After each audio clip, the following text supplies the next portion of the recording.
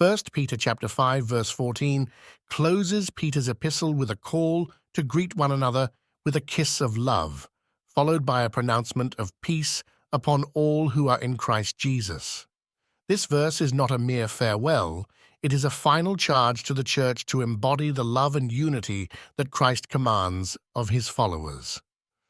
The kiss of love symbolizes a pure, unfeigned love among the brethren, grounded in their shared faith and commitment to the gospel. This command reminds Christians that genuine love for one another is not optional. It is evidence of their salvation and the indwelling Spirit of God. Jesus himself declared in John chapter 13 verse 35, "By this all will know that you are my disciples if you have love for one another." If Christians cannot love one another with sincerity, what testimony do they offer to a world in darkness? Failure to cultivate this love not only disobeys Christ's commands, but undermines the witness of the church. Peter's closing benediction of peace to all in Christ is deeply convicting. This peace is not a generic wish, but a supernatural gift that comes through reconciliation with God.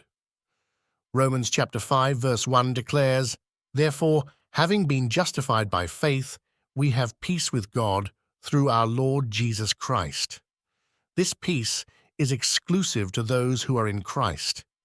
It is a stark reminder that outside of him, there is only enmity with God and the certainty of judgment, as affirmed in Hebrews chapter 10, verse 31. It is a fearful thing to fall into the hands of the living God. This verse challenges Christians to examine their lives. Are they fostering the unity and love that Peter commands? Are they experiencing the peace of God that comes from faithful submission to his will?